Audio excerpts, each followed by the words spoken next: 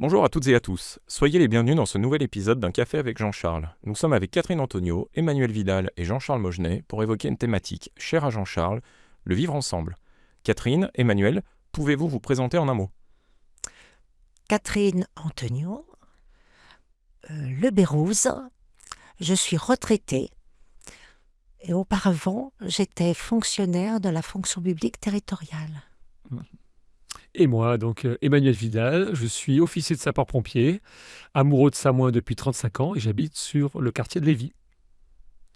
Jean-Charles Mogenet, inconnu. Pas besoin de présenter, mais bonjour à tous. Bonjour Jean-Charles, bonjour à tous. Le vivre ensemble, voilà bien une expression à la mode, utilisée parfois comme un fourre-tout joyeux. Pourtant, nous le vivons au quotidien, que ce soit en disant bonjour à quelqu'un que l'on connaît dans la rue, en étant membre d'une association ou en soutenant les initiatives locales de quelque manière que ce soit. En somme, c'est notre manière d'être un collectif plus qu'une somme d'individus, un village plus qu'un simple dortoir. Nous avions proposé aux habitants pour ce podcast de nous poser leurs questions. Beaucoup ont manifesté leur intérêt, certains nous ont écrit en privé, et nous allons répondre aux sujets qui reviennent régulièrement dans nos échanges sur le terrain. Peut-être après tout que le vivre ensemble se vit plus qu'il ne s'écrit sur les réseaux sociaux. D'ailleurs, pour vous, qu'est-ce que ça signifie concrètement à Saint-Maur le vivre ensemble? Alors, le vivre ensemble, c'est d'abord le plaisir de se dire bonjour, sourire. C'est aussi donner envie, transmettre des valeurs. C'est aussi faire des choses ensemble. Jean-Charles. Ouais, on peut passer par des exemples. Je veux dire, vendredi soir, il y a la kermesse des écoles. Voilà, c'est organisé par l'association des parents d'élèves. C'est purement et clairement un moment de vivre ensemble pour nos enfants, avec les parents. Tout le monde se retrouve et passe un bon moment ensemble.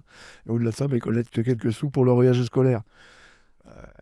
Un autre exemple, je veux dire, l'association Les Vionnais du Crioux, ils entretiennent les chemins de Crioux. Ils font des corvées, souvent le week-end, entre bénévoles, et ils se font un petit casse-croûte. Et c'est une association qui fait du vivre ensemble tout en entretenant le territoire et les coins qu'ils aiment beaucoup à Samoin. On pourrait trouver des exemples autant qu'on veut, quoi. Le café avec Jean-Charles. Le café avec Jean-Charles, ça peut être un moment de vivre ensemble au bar du village. C'est bien volontiers. Et clairement, le vivre ensemble ne se décrète pas, il s'impulse en tant que municipalité, et il s'organise, il s'accompagne, mais il ne se décrète pas. Il est issu des habitants, en fait. Et la commune doit accompagner, en fait, ce mouvement, cette envie des habitants de faire quelque chose ensemble, de mener une action. J'en ai cité quelques-unes, mais ça peut être aussi, je pensais par exemple à On s'accorde qui organise le Criou Celt et Criou Blues. Ce sont des passionnés de ce genre de musique qui se sont organisés en association, qui montent des événements sur la commune. Et la commune les accompagne financièrement et matériellement pour que tout se passe bien. En plus, ça se passe très bien en général, parce qu'à chaque fois, ça nous laisse des très bons souvenirs. Techniquement, on peut résumer ça à un tissu qui unit.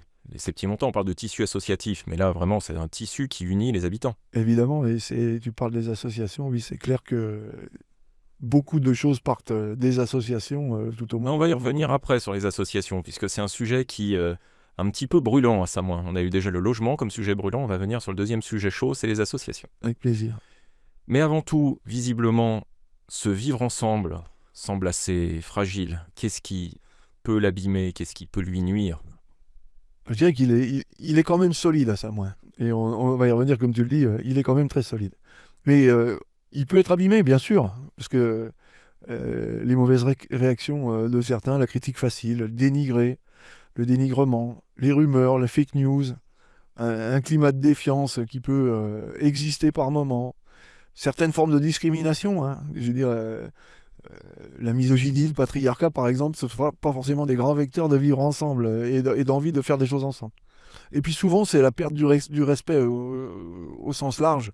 Quand on perd le respect, on n'a plus l'envie de faire des choses ensemble. Malheureusement. Concrètement, le vivre ensemble repose sur des valeurs de respect, de partage, de confiance, de bienveillance, d'écoute, de dialogue, de concertation, d'échange. C'est clairement ça, Manuel. Alors échange égale débat, parfois. Comment on peut garder un débat ouvert sans qu'il devienne conflictuel? Je pense qu'un des principes de base, et là aussi je pense qu'on va y venir assez longuement dans la discussion, c'est la transparence. En fait, à partir du moment où il n'y a pas trop de place pour l'ombre, et que les choses se disent, et sont expliquées, bien souvent, ça facilite énormément les choses et ça limite les conflits.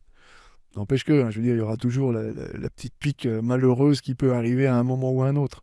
Mais se parler est la base est la base, quoi. Je veux dire, on se bat pas quand on se parle. C'est pas possible. Normalement, non. Mais il y a des sujets qui peuvent être particulièrement brûlants. Bah, il y en a, oui, bien sûr, et il faut pas avoir peur de les aborder. On parlait de sujets brûlants, c'en est un autre qui revient des fois. C'est qu'on vit dans un cadre naturel qui est exceptionnel, vous le dites régulièrement tous les trois. Est-ce que ça suffit à garantir que tout le monde se sente bien ici ? Non, non, forcément. Pas tout le monde trouve ça parfait. Et je veux dire, c'est quelque part toujours, c'est infini. Je veux dire, cette façon de vivre ensemble et puis de partager un même espace. Certains l'apprécient énormément, certains apprécient énormément le moment, puis d'autres un peu moins. Et c'est ainsi fait. Déjà, chacun ses goûts, puis chacun ses moments de vie. Mais le vivre ensemble, il commence par des politiques publiques qui sont bien exercées. On a eu un podcast sur le logement, mais quand on a un logement qu'on peut vivre correctement et décemment, on parle de la possibilité de bien vivre à chaque âge à sa main. Et voilà, dans tous ces âges de la vie, il faut pouvoir trouver ces bons moments. Et puis être à l'écoute de la population, avoir des services qui fonctionnent. Ça procède d'un vivre ensemble et d'une ambiance générale qui fait que ça pose les bases, je dirais. Ça pose les bases. Mais ça ne fait pas tout non plus. Je pense qu'on peut dire, en tout cas c'est quelque chose qu'on a déjà évoqué toi et moi, que l'une des bases du vivre ensemble, c'est aussi aimer l'autre. Bien sûr. Il faut s'apprécier les uns les autres, sinon on peut pas passer de bons moments ensemble, c'est évident. S'apprécier l'un l'autre et puis être capable aussi des fois de laisser l'ego de côté, le laisser au vestiaire pour accepter une discussion. Ah bah, carrément. J'espère que vous le ressentez en fait. Moi, l'ego, ça fait longtemps que je l'ai mis au garage. Et il y est bien. Et j'espère que c'est partagé par la plupart d'entre nous. Donc puisqu'on parlait de discussion, ces discussions sont des discussions que toi tu as assez régulièrement avec les Septimontins. T'aimes bien les croiser et puis pouvoir échanger un mot avec eux. Mais est-ce qu'au final, le vivre ensemble, c'est pas d'abord les habitants qui en sont les artisans ? Ah bah carrément. C'est eux qui le fabriquent en fait. Et nous, derrière, on accompagne en tant que collectivité. Mais chacun contribue à une ambiance générale. Et je dirais qu'à Samoa, il y a quand même une ambiance particulière à Samoa, que tout le monde apprécie. Et quand on parle de vivre ensemble, moi je le vois au sens, il faut en prendre du soin. Parce que on dit Samoa à en tomber amoureux, c'est notre slogan. C'est bien réel. Et donc, si ça existe, ça veut dire qu'on a du plaisir à vivre au village. Et nous, en tant que collectivité, et vous tous en tant qu'habitants, on doit en prendre soin ensemble. On parlait tout à l'heure du tissu associatif, et ça, c'est vraiment quelque chose qui est au cœur de la vie des Septimontins. C'est quelque chose qui revient très régulièrement. Et parmi les questions que l'on a eues à propos du vivre ensemble, plusieurs personnes nous ont dit avoir eu la surprise de voir que dans ta profession de foi, tu parlais du soutien aux associations, alors que pour certains, tu es le grand artisan des coupes franches sur la plupart des associations de la commune. Alors, à un moment, tout abcès doit être crevé, c'est le principe aussi du vivre ensemble. Techniquement, qu'est-ce qu'il en est ? Est-ce qu'il y a vraiment eu des coupes franches sur des associations ? Qui, pourquoi, dans quel contexte ? Est-ce que tu peux donner des détails pour apaiser la situation ? Donc, il y a une centaine d'associations à Samoa. Pas tout le monde demande des subventions à la commune, mais comment on a procédé sur ce mandat ? Je veux dire, les associations déposaient un dossier de demande de subvention avant une certaine date, et ensuite tous ces dossiers étaient observés par une commission composée d'élus, et qui, sans le maire, et qui travaille. Et c'est le principe d'une collectivité, c'est-à-dire qu'une commission, elle évalue un dossier, elle fait des propositions au conseil municipal, et le maire, il inscrit des délibérations au conseil municipal. Donc tous les dossiers ont été instruits par cette commission, et ces propositions faites par la commission ont été déposées sur le bureau de l'Assemblée et validées par le bureau de l'Assemblée.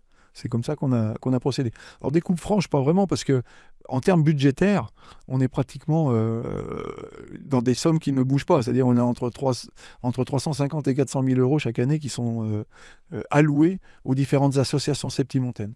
Ensuite, la commission s'était fait des critères et donc essayait de travailler du mieux possible. Et mon rôle était simplement de proposer à la délibération ce qui sortait de la commission. On peut quand même noter que c'est une somme extraordinaire pour un village comme Samoin de pouvoir doter les associations d'un tel montant. Carrément, oui, parce qu'on a un collaborateur, par exemple, qui est arrivé de Pontarlier, et qui est quand même pas une petite ville, où le budget des associations, c'est 100 000 euros. Et à Samoin 350 000 l'année dernière. Enfin, sur cette année. Voilà. Parce qu'on l'a validé en fin d'année 2025, le budget aux assos. Donc quand tu dis sur cette année, c'est 2026. Voilà, pour cette année 2026. Et cette commission, puisque ça va certainement revenir à un moment sur la table, elle a été constituée d'élus et c'est tout? Ou d'autres personnes externes ou... C'est les élus plus un collaborateur de la mairie qui enregistre les décisions des élus, tout simplement, puis qui rédige le procès verbal de la séance, mais qui est validé par les élus, quoi. Donc les élus, oui, c'était des élus du conseil municipal actuel. Tu es en train de nous expliquer que tout est fait en transparence. De toute façon, sur tous les sujets, c'était des décisions collégiales. Hein. Et ça relève de délibération, c'est tout à fait normal. Alors, tu as évoqué le budget qui était alloué par la mairie aux différentes associations, mais quel est le rôle d'une mairie vis-à-vis des associations? Est-ce que c'est encadrer? Est-ce que c'est impulser? Est-ce que c'est soutenir? Pour moi, c'est beaucoup soutenir. Encadré par moment, parce que souvent, il y a derrière une manifestation, derrière une compétition, il y a de l'occupation de domaine public, donc il y a un encadrement à avoir, ne serait-ce que pour la sécurité. Mais c'est beaucoup soutenir, c'est soutenir les initiatives locales, les initiatives des habitants. C'est vraiment ça. Faire à la place d'eux, ça a peu de sens. Et en général, ça ne dure pas. C'est-à-dire que si une action, je veux dire, si on voulait par exemple, on va y venir sur un comité des fêtes, si un comité des fêtes voulait être décrété par la commune, il aura la durée d'un mandat. Souvent, c'est comme ça que ça finit, c'est pas durable dans le temps. Typiquement, un comité des fêtes, il faudrait que ce soit une initiative de quelques septimontains qui ont l'envie de prendre en main une affaire comme celle-ci, qui viennent trouver la collective en disant voilà, nous on a un projet de comité des fêtes, on fait un truc ensemble et on pourrait remettre en place par exemple la foire de Saint-Michel. Pas de problème. Nous on est à 200% derrière et on mettra les moyens matériels, on mettra les moyens financiers s'il y en a besoin et on fera ce qu'il faut pour que ça marche. Mais à la base, il faut que ce soit éventuellement humain, bien sûr, parce que souvent les services techniques sont mobilisés pour déplacer je ne sais quoi. Mais beaucoup de choses. Et ça peut fonctionner que comme ça. S'il n'y a pas une envie des gens qui habitent dans le territoire, on brasse de l'air. Et ce comité des fêtes, c'est quelque chose que vous avez envie de voir mis en place pendant le mandat, dans le but de renforcer le vivre ensemble, dans le but de renforcer l'attractivité du village, notamment pendant les saisons mortes? Je crois qu'on en a tous envie. Oui, et puis c'est aussi pour fédérer toutes ces associations qui sont très dynamiques. Donc, il faut absolument qu'ils se réunissent tous ensemble, parler et pouvoir décider de projets. Monter des projets en commun. Oui, pour le village. Alors, en fait, un comité des fêtes, ça coordonne les associations qui sont déjà en place. Je veux dire, c'est typiquement la foire de Saint-Michel. Voilà, on avait Andy Gliss, on avait tout. Mais le chapeau était communal. Ce chapeau, s'il est associatif, il sera durable. Moi, je rejoins Jean-Charles, hein, la commune ne peut pas décréter l'instauration d'un comité des fêtes. Elle peut l'impulser, elle peut être facilitatrice dans sa création, mais elle ne peut pas l'imposer et le décréter. Ça aurait peu de sens. Ça serait un peu autocratique. C'est ça. On fait un comité des fêtes pour les septimontains, mais c'est nous qui sommes le comité des fêtes. Voilà. C'est un peu ça, oui. Et par rapport à ce... Donc tu parlais de la grande offre d'associations qu'il y a à Samoin, avec plus d'une centaine d'associations, certaines bien dotées. Il y a quand même une thématique qui est importante, c'est la culture. Est-ce qu'il y a des aspects particuliers de la culture qui sont développés à Samoin ou pas du tout? Alors, il y a beaucoup d'aspects culturels, mais il y a déjà une culture vivante. Et On parle d'associations, quand on parle d'associations, je les mets toutes quelque part un petit peu sur un pied d'égalité. On a les associations sportives, les associations culturelles, les associations citoyennes et autres, je veux dire, de bien-être, hein, par exemple, et j'en passe. Hein, je suis sûr que j'en oublie, parce que le répertoire des associations est tellement vaste. Voilà, ouais, on en a vraiment beaucoup, et c'est très chouette. Euh, alors la culture, ça procède du vivre ensemble, bien sûr. On est en train voilà, on a le Festival des Livres et moi, on est en train de travailler par exemple sur les 120 ans du Jardin botanique qui vont se dérouler au mois de juillet.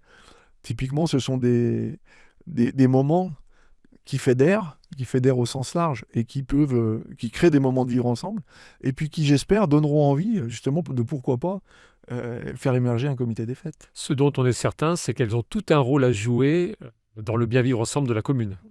C'est clair. Alors, tu parlais des 120 ans du Jardin botanique qui tombent en plein mois de juillet.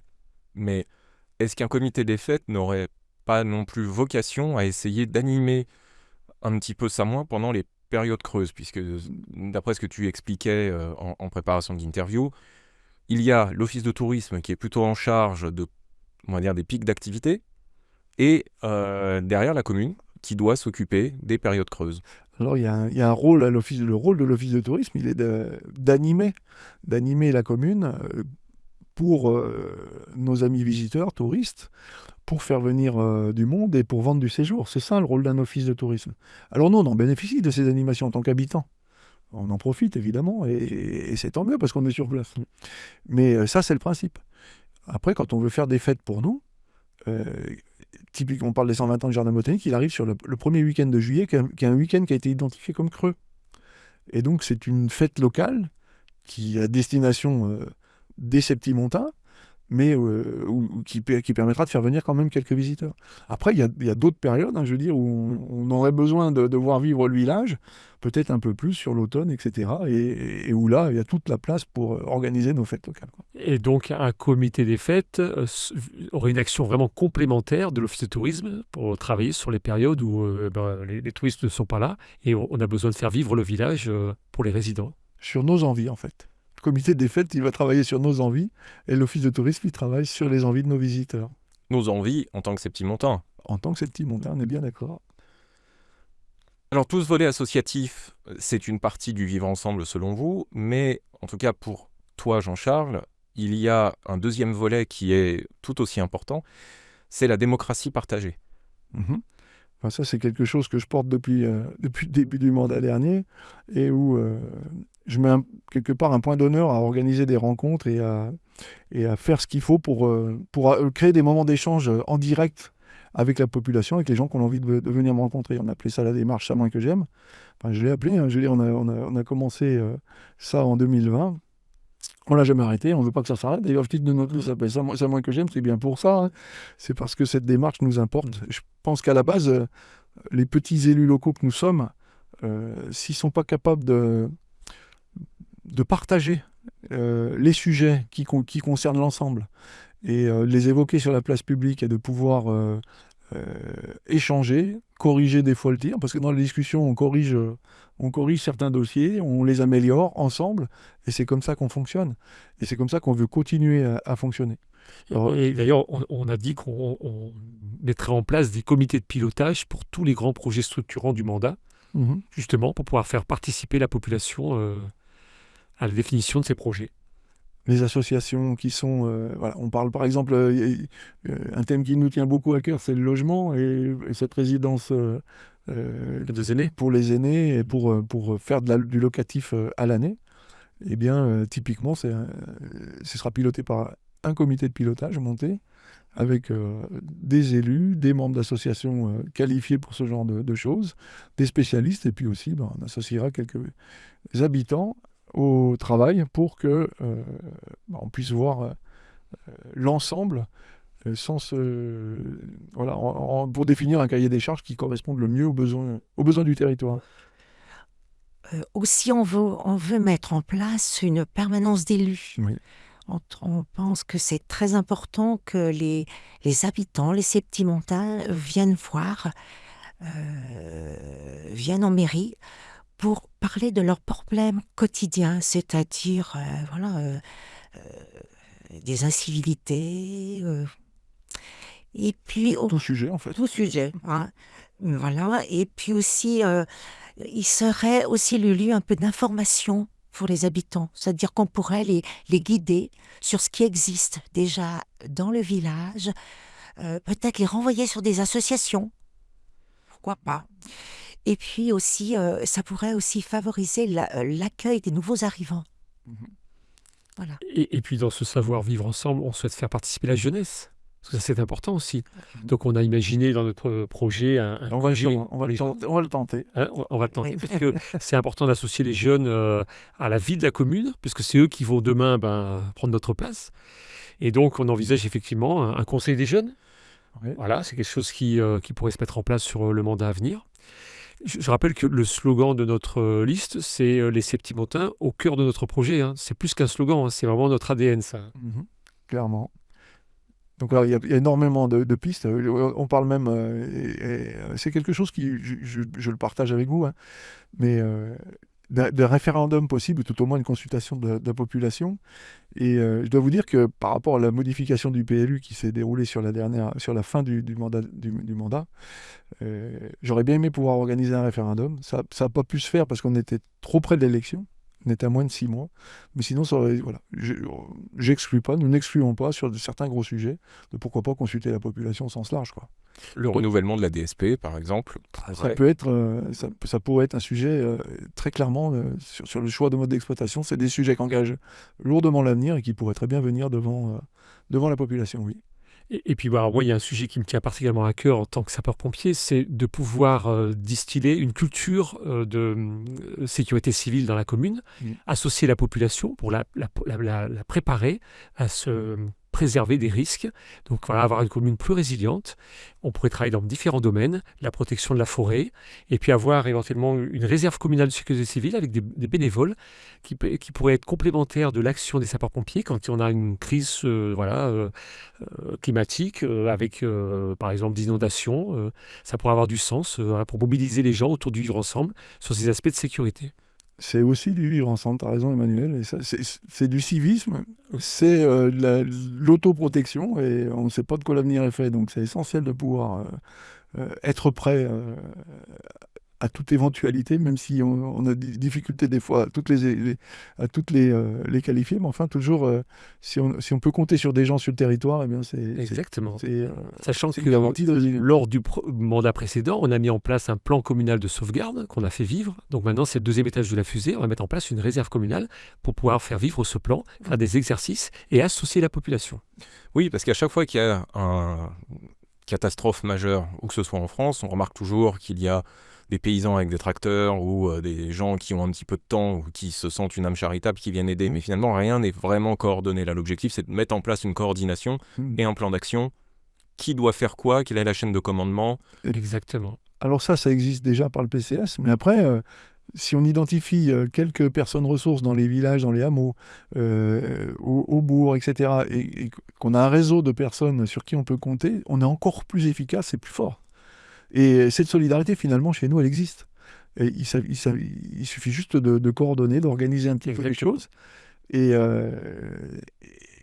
vu ce qui nous attend ou ce qu'on nous promet en termes climatiques, vaut mieux être prêt, quoi. Ça se trouve, on n'aura pas besoin, ça sera tant mieux, mais n'empêche que s'y préparer. Exactement. Et s'y préparer, c'est aussi des moments de vivre ensemble, où on passe du temps, on pense aux autres, et on ne pense pas qu'à soi. Et ça sert l'ambiance globale. Alors tu parlais de ne pas rester dans l'entre-soi, cette idée d'ouverture et d'aller-retour avec la population.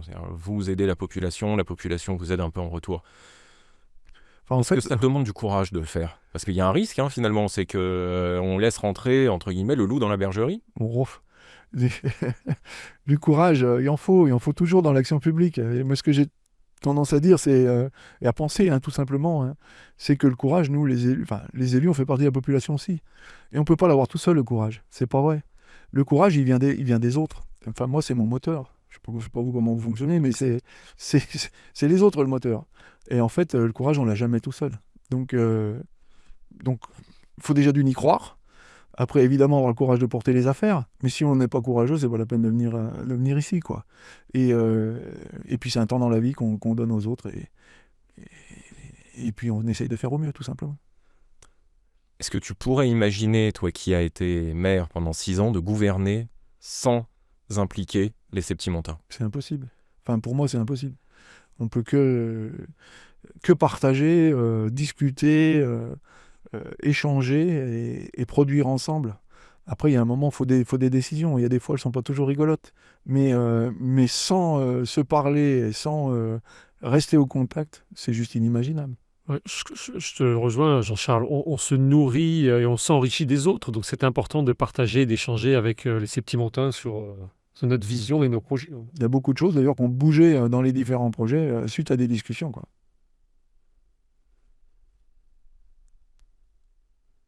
Qu'aimeriez-vous qu'un enfant de 10 ans dise de son village, maintenant et dans le futur? Celle-là, vous me la laissez, hein. On est d'accord? Allez.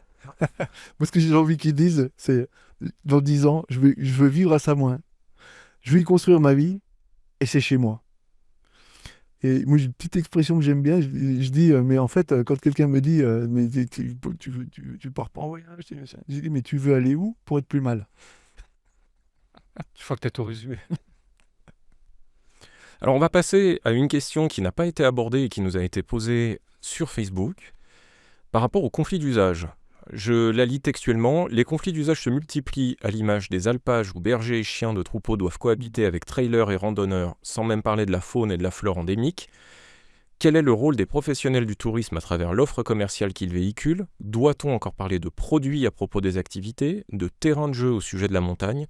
Quelles limites doit-on poser quant à la fréquentation de ces espaces naturels fragiles? Et encore, combien de touristes savent en repartant ce qui est vraiment Samoin au-delà du nom des pistes de ski ou des refuges de montagne? Alors, la question est très transverse, mais je vais m'appuyer sur un exemple, en fait. Un exemple, c'est la plaine de Vallon.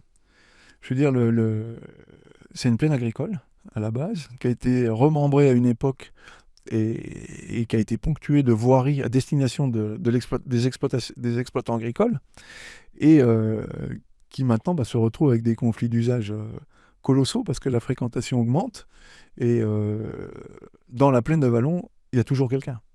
C'est pratiquement nuit et jour, quoi.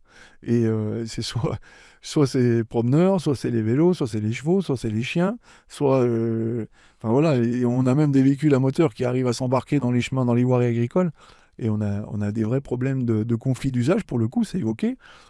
Typiquement, quand vous arrivez avec un troupeau et puis qu'il y a des chiens en liberté, vous allez mettre vos bêtes au parc et qu'il y a des chiens en liberté, vous n'êtes pas serein du tout. Quand vous arrivez avec un engin agricole pour faire vos foins et puis qu'il y a des enfants qui se promènent, les projections de pierre, ça n'arrive pas qu'aux autres. Enfin voilà, et on se fait peur. Et donc, qu'est-ce qu'on a fait? On a réuni tout le monde, les agriculteurs, la communauté de communes, en particulier le service sentier, tout ce qui tournait autour de cette voie verte, l'office de tourisme, et on a mis les élus, évidemment, et on a échangé sur ce qu'on pourrait faire et ce qui serait nécessaire de faire pour que ce partage des usages, ce partage des espaces soit mieux organisé, mieux coordonné. La première chose qu'on a faite, c'est de l'affichage. Alors les panneaux durent ce qui dure, parce que certains ne les respectent pas, mais n'empêche qu'on a reprécisé aux entrées de la plaine que cette plaine est bien agricole. Elle a une vocation agricole au départ. S'il y a des gens qui y travaillent, eh bien c'est normal. Et si on voit un tracteur arriver, c'est normal. C'est dans une plaine agricole. Parce qu'il y a certains de nos visiteurs, ils ne s'en rendent même pas compte, en fait. Il y a une pédagogie à avoir. Et on rejoint une partie de la question.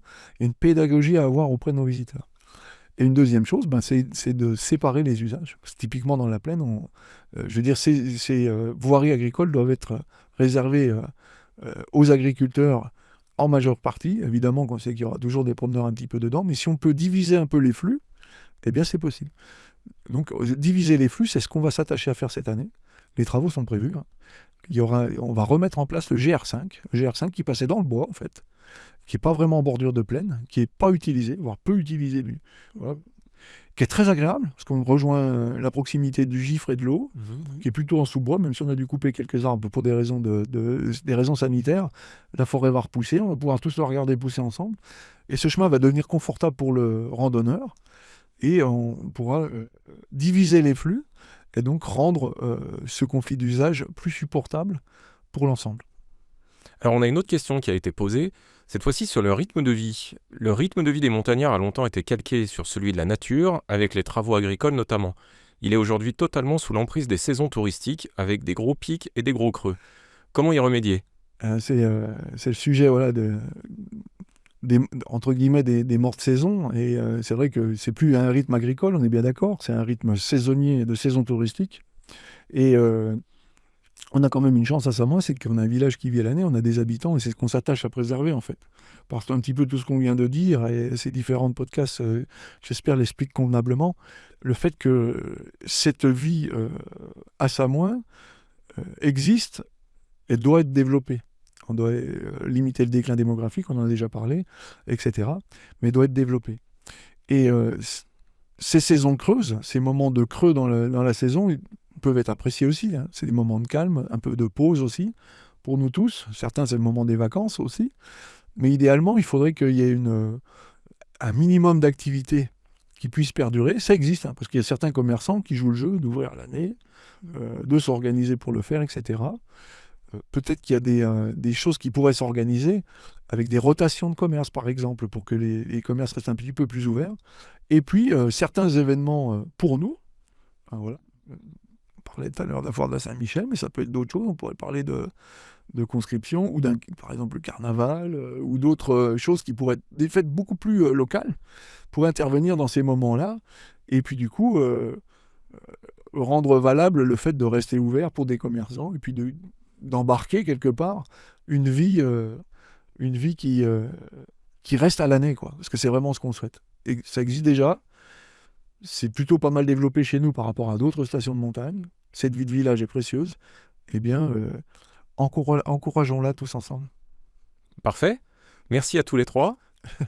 Merci Guillaume, et puis à très vite. À bientôt. Un café avec Jean-Charles reviendra prochainement pour un dernier épisode, normalement, avant les élections, le premier tour, où on évoquera normalement l'un des derniers thèmes de campagne que tu avais mis dans ta profession de foi. Voilà. On a encore un peu de travail ensemble. On a encore un petit peu de travail pour préparer ça. Voilà, on se retrouve tous très bientôt. Merci. Bonne